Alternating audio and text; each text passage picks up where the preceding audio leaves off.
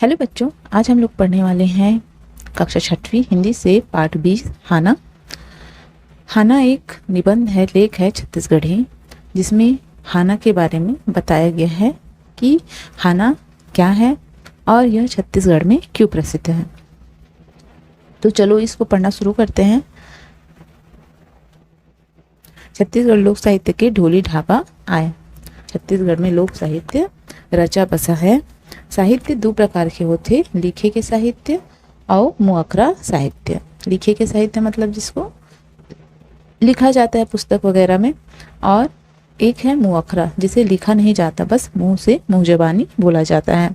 मुअखरा साहित्य ला लोक साहित्य कहते। लोक कथा, लोकगीत, लोक गाथा, जनौला, हाना ये जम्मो लोक साहित्य आए, जिन हा लोक कंठ मा मुअखरा हवै।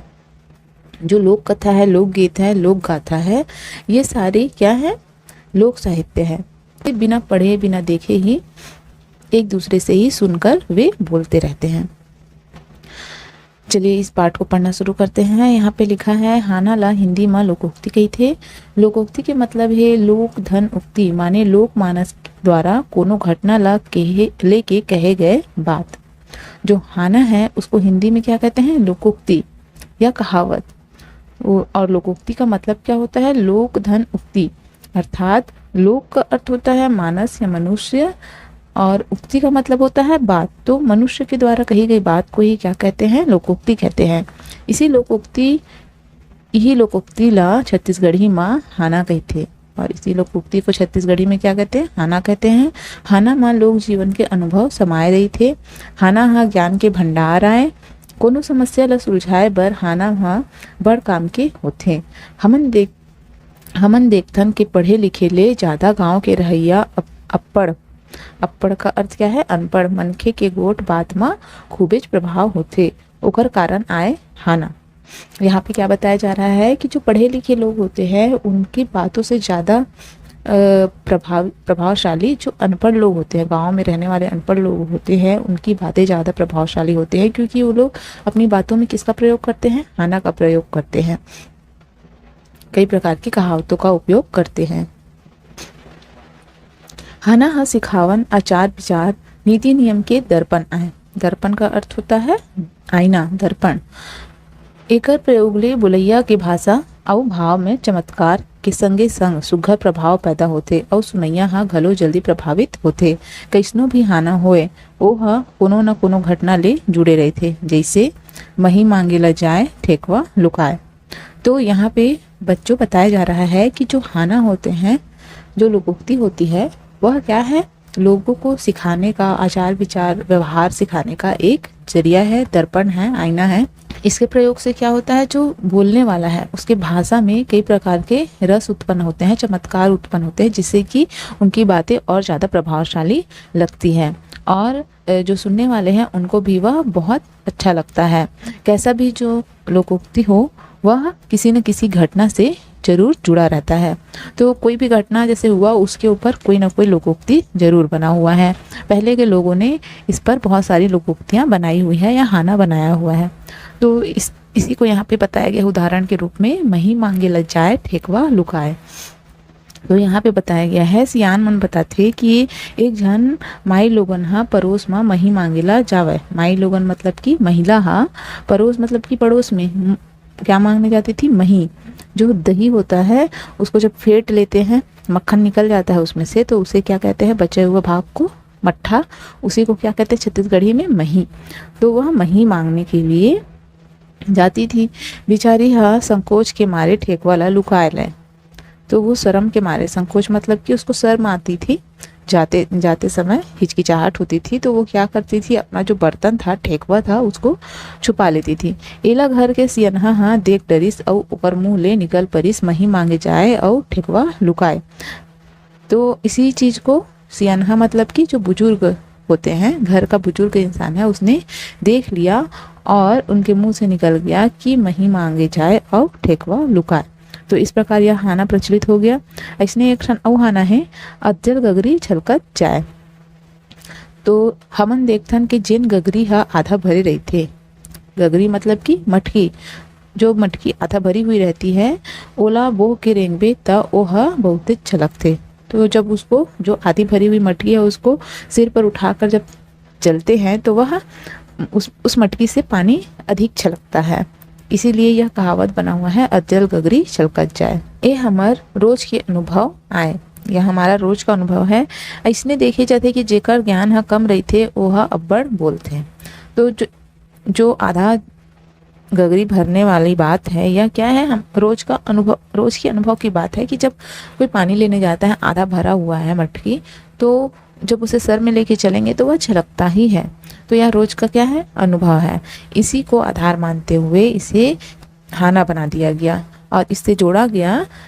ने देखे जाते कि जेकर ज्ञान है कम रही थे वह अपर बोलते, मतलब जिसका ज्ञान कम होता है, जो कम ज्ञानी होता है, कम पढ़ा लिखा होता है, वह बहुत अधिक बोलता है। जीवन के कतेक सुघर अनुभव ये माँ समाये हैं। हाना माँ ज्ञान के भंडार रहे थे, एला बोलैया और सुनैया हाँ समझ सकत है। हाना में क्या है, ज्ञान का भंडार है बोला गया है, और जो इसे बोलने वाला है और सुनने वाला है वही इसे समझ सकता है। हाना हमारे छत्तीसगढ़ी भाषा के श्रृंगार है। श्रृंगार मतलब श्रृंगार है, जो छत्तीसगढ़ी भाषा को और ज़्यादा सुंदर बनाती है, जेकर ले भाषा के सुघरई मिठास और प्रभाव बढ़ते। इससे क्या होता है, जो भाषा की सुंदरता है, मिठास है और जो प्रभाव है वह बढ़ता है। छत्तीसगढ़ी लोक साहित्य में कतको हाना मुखरा बगरे हवय।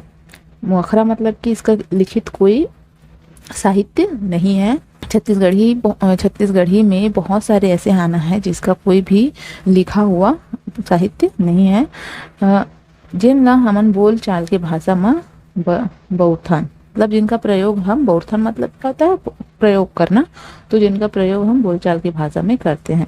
छत्तीसगढ़ी हाना के गजब अकन विशेषता है, जैसे नान्हेपन लय तुक के मिलान, सरलता, सहजता और मनोरंजन।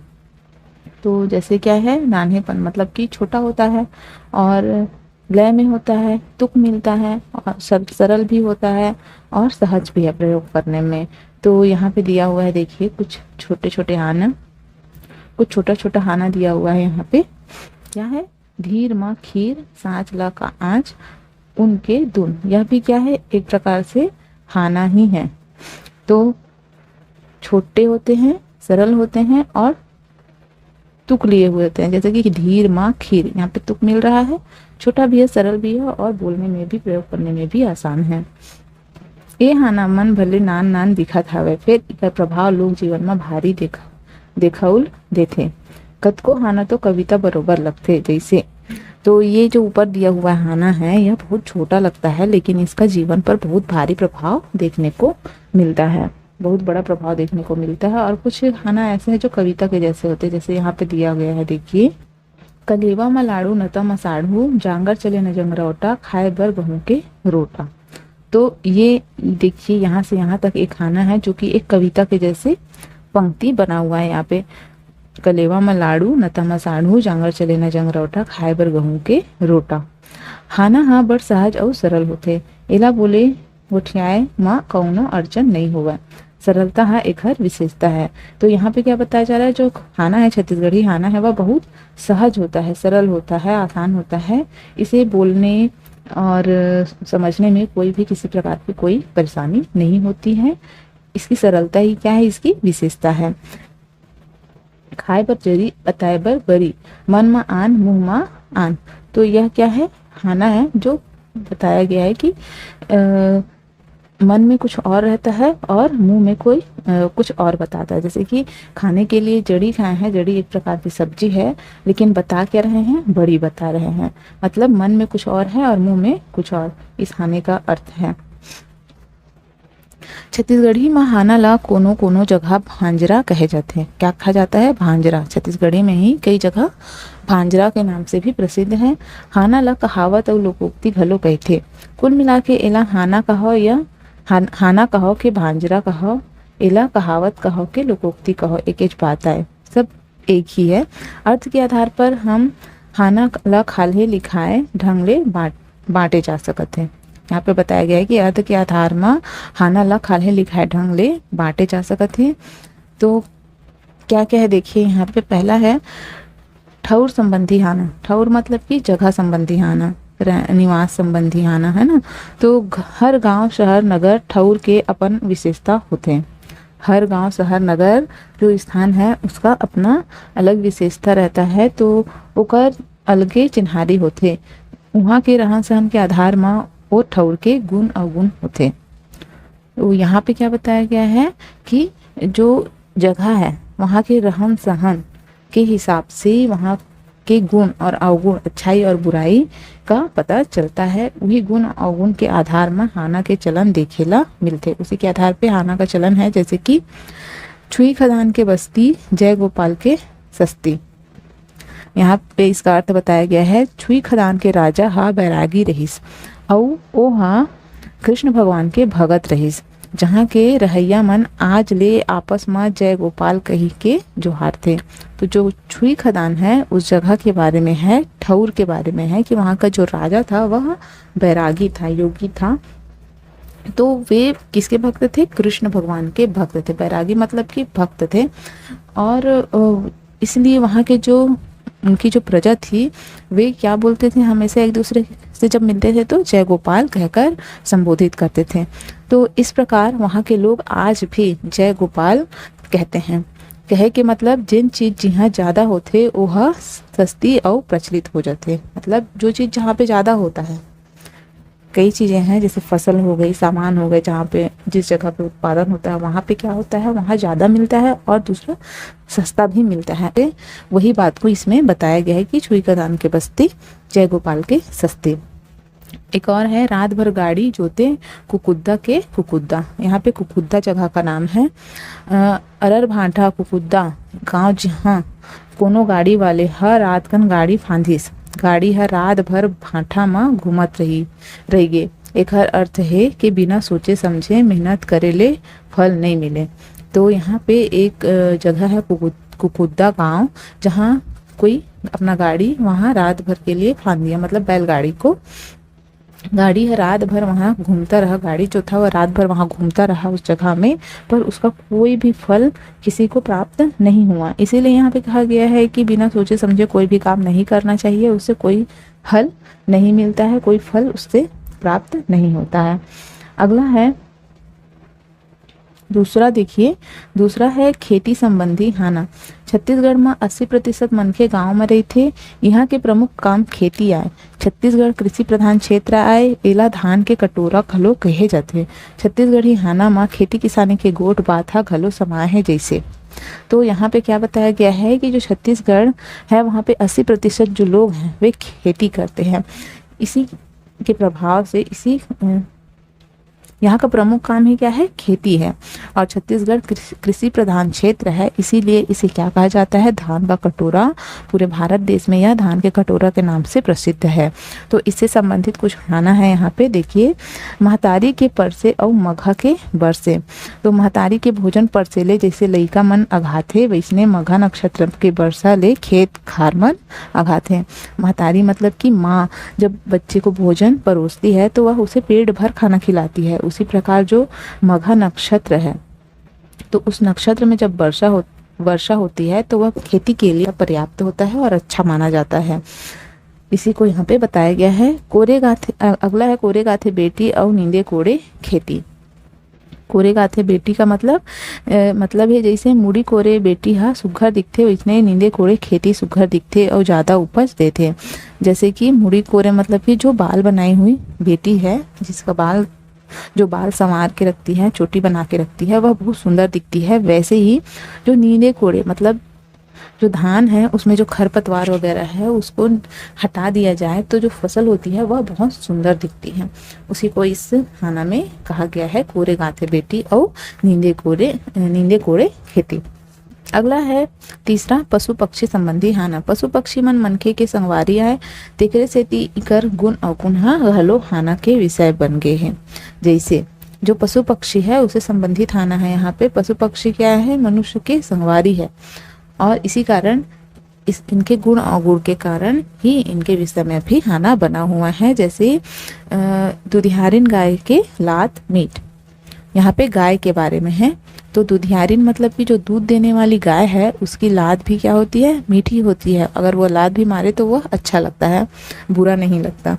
जेखर से हमन ला काम रहिथे ओखर गुस्सा और मार ह घलो सुहाथे एक ठन हाना है। तो इस हाना का क्या अर्थ रहता है कि जिससे हमें काम रहता है, जिससे हमें फ़ायदा मिलता है, उसकी गुस्सा और मार सभी कुछ अच्छा लगता है, सुहाता है, मतलब कि अच्छा लगता है, पसंद आता है, उसे बुरा नहीं लगता है। अगला है इसी प्रकार एक और है, सीका के टूटती और बिलई के झपटती। तो इसका अर्थ है, मतलब है संजोग से कोई काम बन जाना, जैसे अचानक से, संजोग से मतलब किस्मत से कोई काम बन जाना। चौथा है प्रकृति संबंधी हाना। लोक जीवन प्रकृति से जुड़े रही थे और प्रकृति है लोक से, तेकर सेती प्रकृति ऊपर घलो कोरी कोरी हाना है जैसे। तो प्रकृति संबंधी मतलब कि पर्यावरण से संबंधित हाना है, क्योंकि छत्तीसगढ़ के लोग प्रकृति से अधिक जुड़े हुए हैं, इसलिए इससे संबंधित कोरी कोरी मतलब कि कई हाने हैं, बहुत अधिक हाने हैं। संझा के पानी बिहनिया के झगड़ा। कोनो दिन जब संझा बेरा झड़ी शुरू हो जाथे त रात भर बंद नहीं होवय। ठउका उसने जेन घर मां बिहनिया बेरा झगड़ा शुरू हो जाथे त थमे ला नहीं धरय। यहाँ पे बताया गया है संझा के पानी बिहनिया के झगड़ा, मतलब जो शाम का पानी होता है और सुबह का झगड़ा होता है, दोनों एक समान होता है।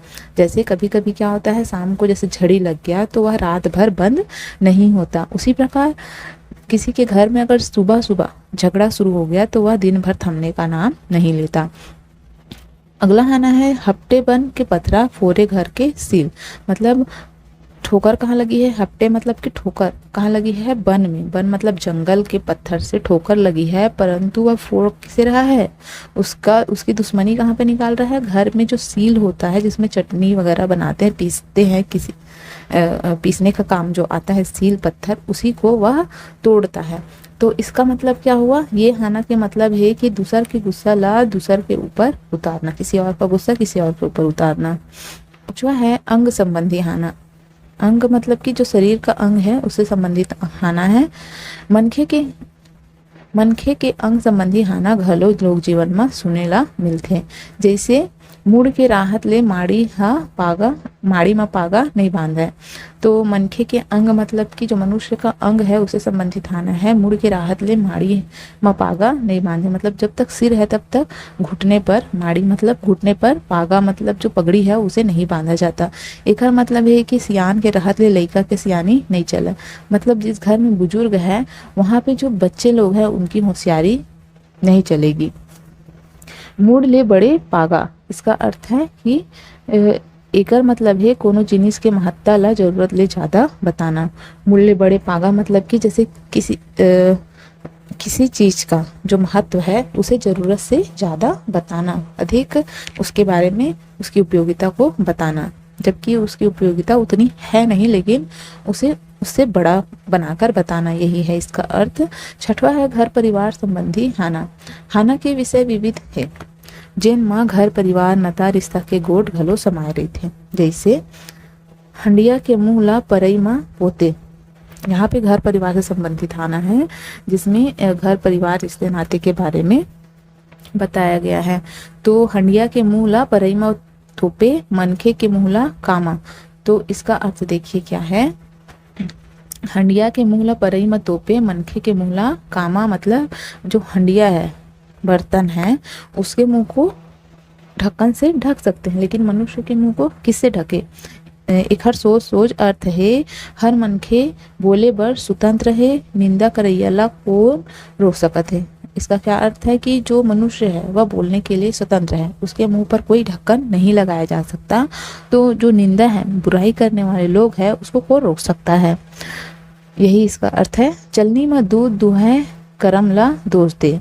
इसका अर्थ देखिए कि चलनी जो है, छन्नी, उस पर दूध निकाल रहे हो तो दूध तो नीचे ही गिरेगा, और दोष किसको देते हैं, कर्म को दोष देते हैं।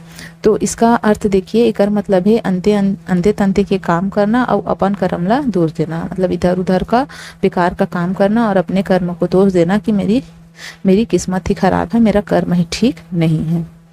सातवां है नीति संबंधी हाना, मतलब व्यवहारिक हाना है या व्यवहार में कैसा व्यवहार करना चाहिए, नीति या नैतिकता संबंधी हाना है। जिनकी में नीति नियम के बड़े महत्व है। ये नीति नियम है लोग जीवन में देखे बर मिलते। तो जो जिंदगी है उसमें व्यवहार बर्ताव का बहुत अधिक महत्व है। नीति का अर्थ ये होता है व्यवहार करने का ढंग या बर्ताव करने का ढंग। तो इसकी महत्ता बहुत है और इसी से ही लोग जीवन यही जो नीति नियम है लोग जीवन में देखे बर मिलते। जो संबंधी हाना है जिंदगी भर उपदेश के काम करते। जिंदगी भर मतलब जिंदगी भर किसका काम करती है, उपदेश का कार्य करती है। तो यहाँ पे लिखा हुआ है, देखिए, रिस खाए बुध बुध बुध खाए परान। रिस खाए बुध बुध खाए परान मतलब जो गुस्सा है, माने गुस्सा करे माँ बुद्धि, जो गुस्सा है वह बुद्धि को खा जाती है और बुद्धि क्या खा जाती है, प्राण खा जाती है। इसका अर्थ क्या हुआ है, माने गुस्सा करे माँ बुद्धि सिराजत है और जब बुद्धि सिराजत है तब मन के प्राण ला घलो गंवा डालते।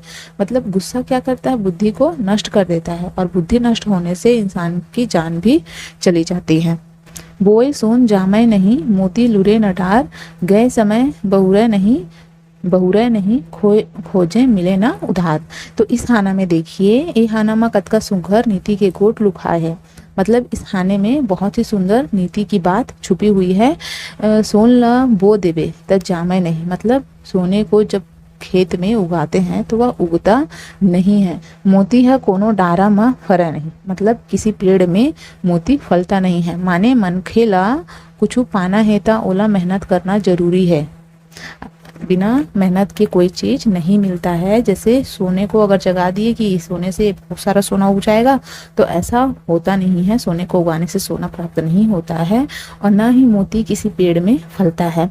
वैसे ही वैसने जिन समय हाँ नहाक जाते, जैसे जो समय निकल गया तेन हाँ लहुट के नहीं आए, वह वापस नहीं आता। न कोनो मेर खोजे मिले न कहूँ उधार मिले। कहे के मतलब कि है के समय बड़ कीमती है, हमला समय के बने उपयोग करना चाहिए। तो इस हाने का क्या अर्थ बताया है यहाँ पे कि जैसे सोना है उसे उगाने से वह उगता नहीं है, मोती किसी पेड़ में फलता नहीं है, तो उसे प्राप्त करने के लिए हमें क्या करना होगा, बहुत मेहनत करना होगा। वैसे ही समय है जो एक बार लौट जाता है वह वापस नहीं आता है, न ही खोजने से मिलता है, ढूंढने से मिलता है और न ही किसी से उधार मिलेगा। जो समय है उसका सदुपयोग करना चाहिए। समय बहुत ही कीमती होता है और समय का सही उपयोग से ही जीवन सफल होता है। छत्तीसगढ़ी साहित्य में अतकिच नहीं हाना के अव कतकोन किस्म है। यहाँ पे बताया गया है कि छत्तीसगढ़ी साहित्य में जो यहाँ पे बताया गया है 7 प्रकार के हाने, इतना ही नहीं बल्कि और कई प्रकार के हाने हैं। जैसे जात संबंधी हाना, समाज संबंधी हाना, धन सिक्का संबंधी हाना, हंसी ठिठोली के हाना, एला हमन ला अपन भाषा व्यवहार में बौरना चाहिए। तो और कौन कौन से हाना है, जैसे जाति से संबंधित हाना है, समाज से संबंधित हाना है और सिक्का पैसे धन से संबंधित हाना है, हंसी ठिठोली यानी हंसी मजाक से संबंधित हाना है। तो इन सभी हाना को हमें अपने व्यवहारिक जीवन में प्रयोग करना चाहिए। इससे क्या होगा कि हमारी जो पीढ़ी है वह भी इस हाना को जानेंगी और समझेंगी और छत्तीसगढ़ी भाषा जनजीवन में ऐसे ही समाहित रहेगी। क्योंकि यह मुँह अखरा है, मतलब कि मुंह से बोले जाने वाली लोक साहित्य है। तो इसमें क्या है कि अगर हम उसका प्रयोग नहीं करेंगे तो उसे भूलते जाएंगे, वह लुप्त होते जाएगा। इसलिए छत्तीसगढ़ी भाषा में इन सभी का प्रयोग करते रहना चाहिए और हमन ला छत्तीसगढ़ी भाषा के उपयोग निरंतर करना चाहिए।